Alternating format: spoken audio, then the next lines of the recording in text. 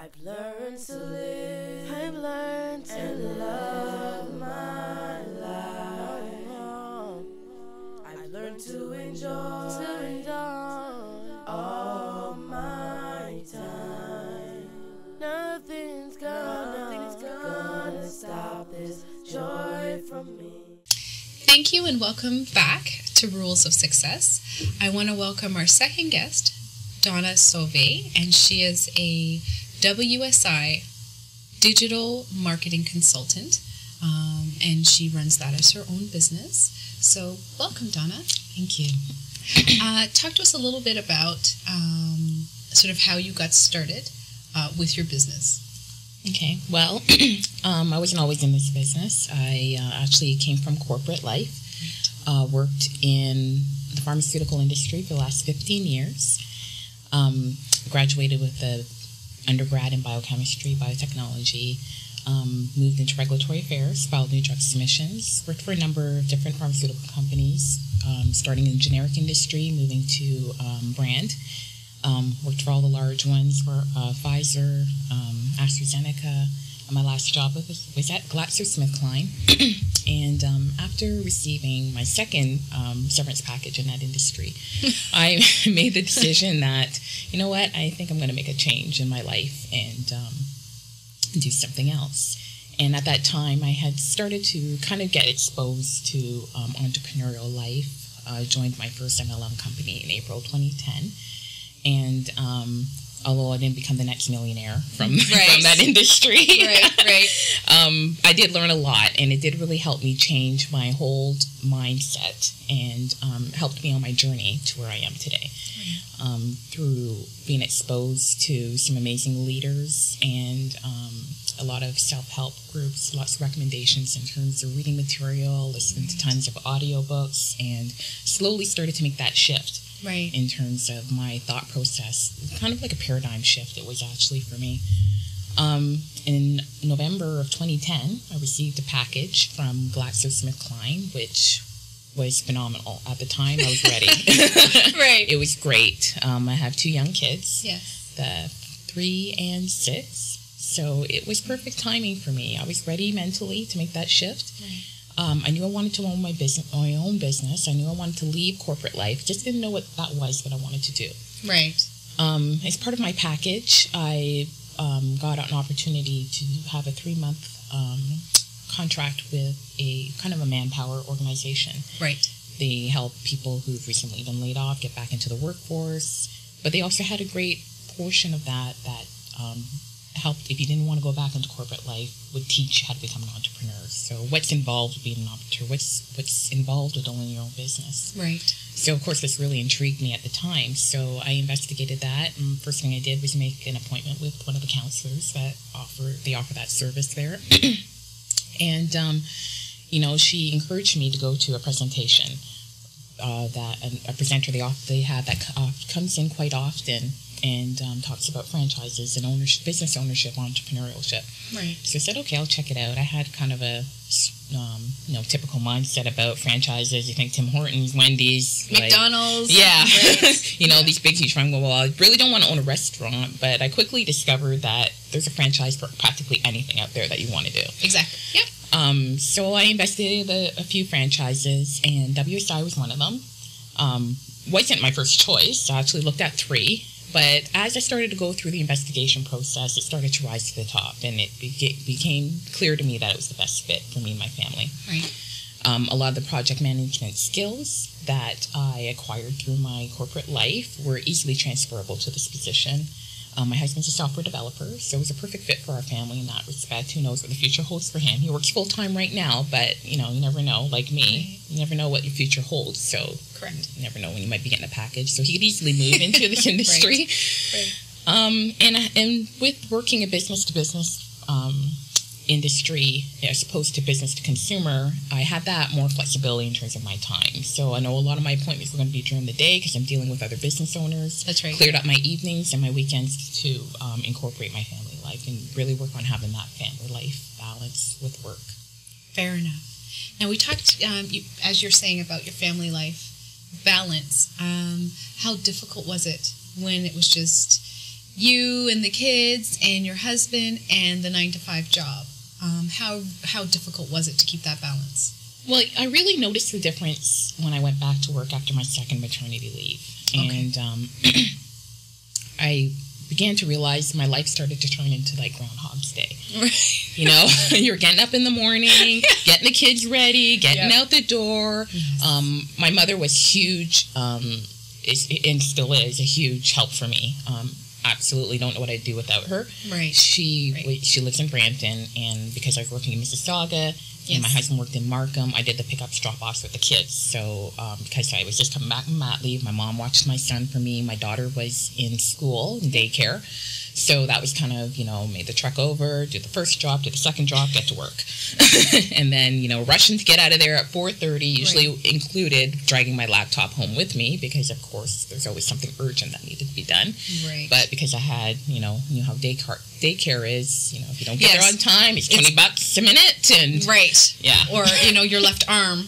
If you don't get there on time. Well, yeah, exactly. So right. It was always like the rushing out the door to get to daycare on time, get the kids, get home, fed, bathed, to bed, and then whipping up the laptop at the end of the night again to do some extra work before, calling it a night and then starting the whole thing over again the next day. Yes. And I think a lot of women get trapped in that cycle where it never seems to end. Like you want a job, you want a career, you want a family, right? And then you're stuck in this cycle of, I'm up at 5, and then, I drop the kids off at 6:30, 7 o'clock, and then I'm at work at 8, and then I'm out the door, at 5 from work, and then I'm picking up the kids again, and then I'm, and it's just this incremental time.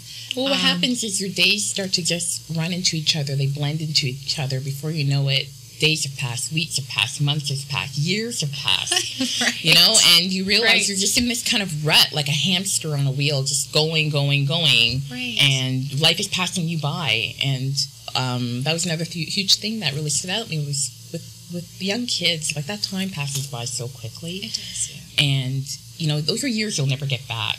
Right. And when you realize they're gone, they're gone. And before you know it, you've got teenagers on your hands that don't want to have anything to do with you. From what I hear anyways, I'll find out one day. Yeah. So it was, it took I thought about it long and hard, and I thought, is that the kind of life that I want? Right. What will I have in terms of memories to look back on? Right. To show, and really, who am I doing all of this for? Who's benefiting from that? Yeah. It certainly wasn't me and my family. And I think that was a realization as I was sitting there Victoria Day, a holiday Monday, and I was actually working. My family was in the other room. My husband with my kids, and I'm sitting there on my laptop answering a Clarifax to Health Canada, and I thought, this is crazy. Yeah. Why am I doing this? Yeah. I'm missing out on, I can't even enjoy a holiday long weekend with my family. I'm actually working. Right. I go, this can't continue. Right. I didn't foresee what was the, the things that were going to happen after that. Right. Because that was before I got my package, but I certainly wasn't sad when I got it. If anything, it was like the universe answering my prayers. Right. Yeah. So, you had quite a shift. Obviously, I mean, you went to school, and you majored in sciences and minored in sciences. Yeah. And then you have a very successful career in the pharmaceutical industry, and they generally pay very well. Yep. And then you move into something that's completely completely different, like digital marketing. How was that shift for you? How was that change for you? Well, it was initially when if we think of what's going on in your head, you're thinking, why would you walk away from that nice salary? And I think that's almost what keeps you there. Yes. To really make that break yourself. But when I got that package and, I was handed some money to say, it was almost a message to me like, this is your opportunity. Take some time. Figure out what you really want to do with your life. Right. I had to do it. But the feeling of relief that I felt, it was like a moment of peace to know that now I was going to get to do what I wanted to do with my life, with my time, have that control over my life and my time. I'll be able to carve out the time to spend with my children, and I'm going to create memories that I'm going to have, and not having spent it working behind a desk for somebody else. Right. Definitely was a steep learning curve in the beginning, because as you mentioned, I definitely totally switched careers in terms of, went to a completely new industry. It was a steep learning curve in the first few months, that's for sure, but not that I've ever been afraid of hard work. It was, I've definitely worked the hardest I've ever had in my entire life. But at the same time, I'm the happiest I've ever been. You know, despite, losing that money, you realize money's not everything. And the money will come. It's just going to be a matter of time. But to know that you wake up looking forward to your day and what you're going to do with it, as opposed to having, I don't know if you experienced that when you were working that Sunday night, when you're thinking of pure dread. To know that, oh my God, I got to go to work tomorrow. I don't want to go there. Sunday nights were always depressing because you knew you had to go to work the next day. To not feel that anymore is quite a pleasure. You are so funny. It's true though. I too made that shift, and I too was, as you say, Groundhog Day. I fully was in that cycle, and I made that shift as well. And you're right. It gets to the point. It wasn't so much the Monday mornings for me. For me, it was always Thursday, and it was Thursday morning when I woke up. I was like, I can't make this day, and I can't make Friday. It just your week ended at Wednesday. Monday, Tuesday, Wednesday, I was okay, but by Thursday, I was really tired, and I too, for me, it was just like the trying to drag myself out to do something that I felt I was good at. There was no problem, but it just wasn't fulfilling. It just wasn't fulfilling. Well, when there's no passion there and you're just going through the motions, it's not that you're not good at what you do. Sure, it's good at what you do, but are you enjoying what you're doing? It's a completely different paradigm. And do you feel like you're making a difference? Exactly. And you also make a huge difference in another area of your life. So can you talk to us a little bit about your volunteer work and what you do? Yes, definitely. In 2005, my husband and I decided we're going to start a family. So we got pregnant with our first child in 2005, and unfortunately we lost our son, who when I was about 24 weeks pregnant, went into preterm labor, cervix opened prematurely. Till this day, still don't know what happened. But through the help of an amazing organization called Perinatal Bereavement Services Ontario, PBSO for short, what they do is they support bereaved parents who've experienced loss due to any sort of early pregnancy or infant loss, miscarriage, ectopic pregnancy, stillbirth, early infant loss. And they also have an educational component as well, where they educate healthcare professionals on how to deal with parents who experienced loss. So I actually attended a self-help group. We have several locations throughout the GTA. I went to the one in Brampton. And we were then afterwards blessed with two beautiful children. My daughter's 6, my son 3.5. When I was on my second maternity leave, I was actually approached by them to help volunteer. They were looking for a facilitator. Actually, what had happened was that Brampton group I was attending ended up closing because they had no volunteers. They had run out of volunteers. So that just broke my heart to think that anybody that didn't have that sort of support available to them. I couldn't even imagine where I would be today if I didn't have one. So most definitely, I started volunteering as a facilitator back in 2009. And then since then, I've moved within the organization and sit now on the board of directors. I still facilitate a group because I have to say it's a soft part of my heart. That's something I thoroughly enjoy doing. Helping support other parents who've been through this sort of thing. And just watching their progression is it's so rewarding to see where they are. Months, and you see it. They don't see it themselves as they're living in it. But I see them as they go months into group, and I just see the progression. Actually, one of the girls I started with is actually facilitating right now. I remember the day she came in after having her loss and would not say a word, and now she actually runs the Brampton group. So it's very rewarding work. And we sit on. I have a board that I sit on. There's about 8 of us. And what we do is we're trying to just bring awareness about this organization and just let people know that we're out there to support them, and getting education into all of the hospitals, because some parents are still having really bad experiences in the hospital just because healthcare professionals just don't know what to do in that sort of situation. They don't know how to properly execute sensitivity for these parents. So that's what we train them in. And does your organization deal with any sort of stats on how common it is for women? Yes. Or stillbirths, about 1 in 4, I believe, is about 25%. Really? Stillbirths in Canada.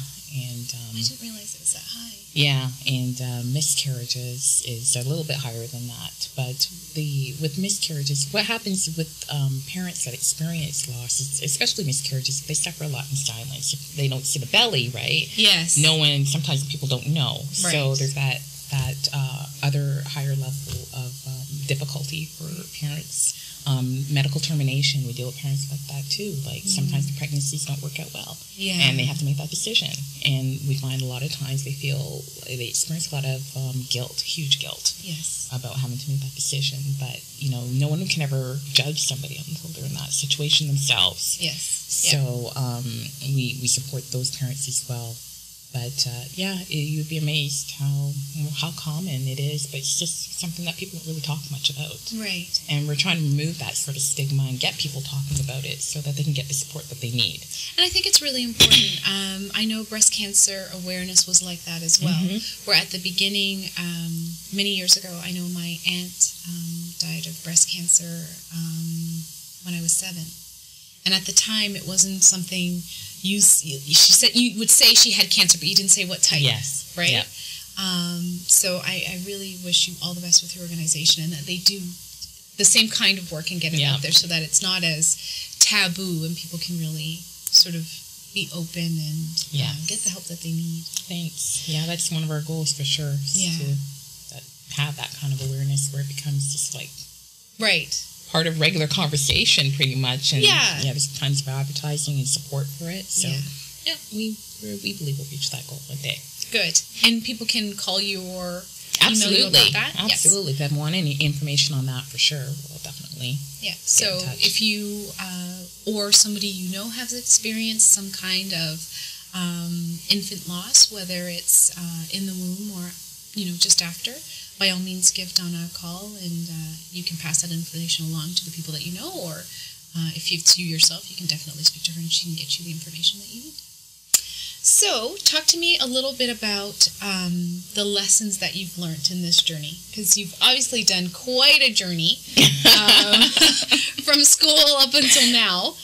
What are the lessons you would sort of want to pass on to somebody else?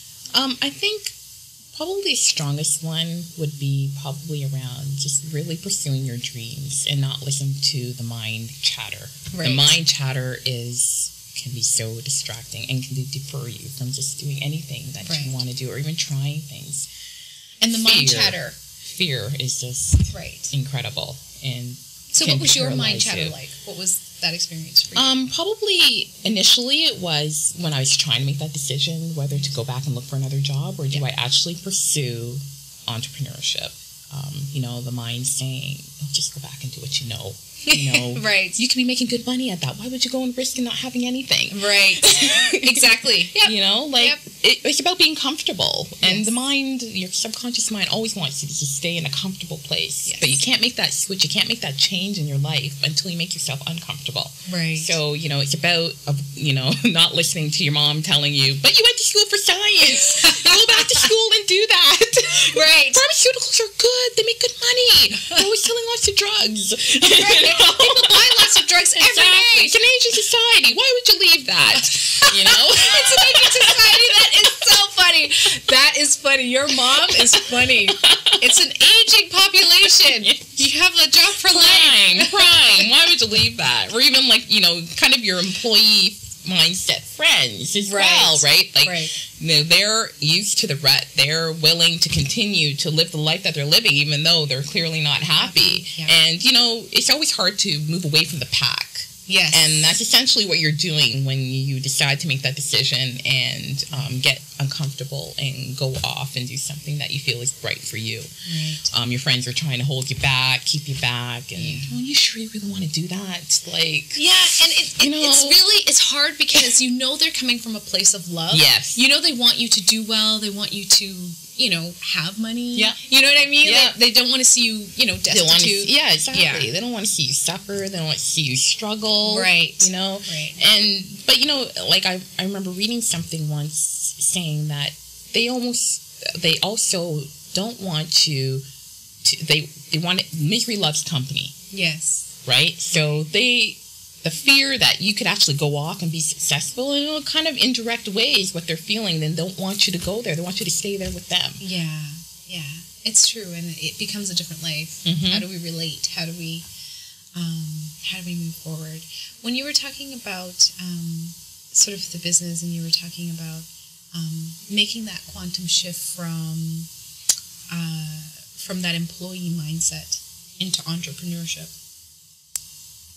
how did you know once you got into entrepreneurship? Because it's hard. There's no way around it. It's difficult. There's a lot of hard work. Yeah. That goes into it. So how did you keep that momentum going? What fueled you? How did you know this was the right thing for you? How did you know? I think initially it was just having that feeling of pure happiness. Like, it was a sense of internal peace. Right. And passion. Right. Like, absolute passion for what you're doing and where you're going with your life and the goals you're looking to achieve.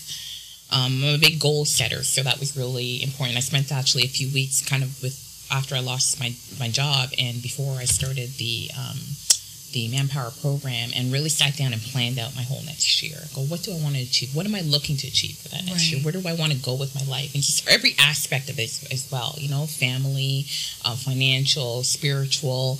My volunteer work was part of that as well, because it's a huge part of me. Yes. So, and drive, because you have to drive yourself. There's nobody there with, the deadlines next week. Right. Where are you with that project? Yeah. You have to be that person. Right. So you definitely have to have the mindset that you can push yourself. Right. And, really do the little things you need to do every day. That's one of my favorite books, actually, The Slight Edge. I love that book because it's about doing those little things every day. Yeah. That make the difference in the long run, and just sticking to that. So you really have to have and that was part of the shift, is really having that mindset to stick to your plan. Yeah. And just continue. You may not have a good day, you may not have a good week even, but to know that this is part of the journey. Yeah, exactly. In terms of sort of long-term and broad thinking, what's the goal for your business? Where do you want it to be? What do you want to see from it? Well, my first goal is to use this business to replace the income I was making when I was working. So that's definitely my first goal, to continue to have that. I don't want to get too big because I still want to continue to have that flexibility with my family. I don't want it to become so overwhelming that I don't have time for my children. Right. Because that's a very important reason of why I got here. I guess it comes down to just sticking with the core values that I've established, that I've listed out, that I always want to be in place, and my family being part of that. Definitely want it to be successful. Yes. I have a goal of how many clients I want to reach. I want good quality clients. Yes. People that are going to stick with me for the long run, because they're more than just clients to me. They're friends. Yeah. That's how I see my clients. So I'm looking at this, as a long-term relationship for down the road. So, good clients, flexibility for my time, and I want it to be something that's for our family. So, if Denise decides to join us one day, that it becomes like our family business. Very nice. One of the things that was very interesting that you said, and it's, I think one of the things that we hear a lot when people start business, but we don't really, it seems like when it starts to go really well, they get lost. And so it's very interesting that you made the point and you said that I don't want it to get too big because I want to maintain what I have with my family. And I think a lot of people, they get into business because they want a better life for their family. Then all of a sudden, this business robs them of that life with their family. Exactly. The business starts working you. Right. That's what happens. Instead of you working the business. Right. Right. And then, like, how is that different, really, from the corporate life? Sure, you're not reporting to somebody, but now what you're doing day to day has controlled your life, and you've lost control. Right. And you're not enjoying life anymore. Like when you aren't able to take vacations with your family anymore, take time away from the business. Yeah. Do things that you just for yourself. You can spend a day at a spa. If a business gets too big and becomes controlling you, all those things get lost and they're gone. Right. And I think that's really important. I think it's a really good point to bring up. Would there be employees, do you think, that you would add to your business, or? Yeah, I think I'd reach like my first goal actually is to be able to utilize like a virtual assistant. Okay. To kind of remove like the medial tasks. Yes. That are they're necessary tasks but very time consuming. Right. I prefer much more the sale. I like going out there and meeting new people. The sales process of it, the marketing process of it. That is so far away from the science. I know. Wow. I discovered something new in myself with my journey. Like, so I have to ask. I have to ask because how did you get into science in the first place then? Like, if this is where you're comfortable, how did you do science? Oh, gosh, I was trained. Go to school, get a good education. I mean, you can go to school get for marketing, job. but how did you pick science? You know what? It came. And honestly, science isn't really pushed for women to begin with. Yeah. So how did you? Well, I guess going into university, I chose sciences because in high school that's what I was good at. I did well in biologies. I did well in chemistry, physics, math. So it was a natural progression to go to university. Unfortunately, when you're in high school, you really aren't aware of all the possibilities out there available to you. You just have like a little window that you see and are exposed to. And, you know, when I got to university, I discovered, there's engineering. Never even heard of it before. Right. Yep. You know, like there's a whole bunch of different courses and ways like it could have gone with a career, but it just didn't have the exposure. We weren't told about that. Not to mention, like, owning your own business. I come from two hardworking parents. Right. There's nothing about owning any businesses in our household. We just didn't do that.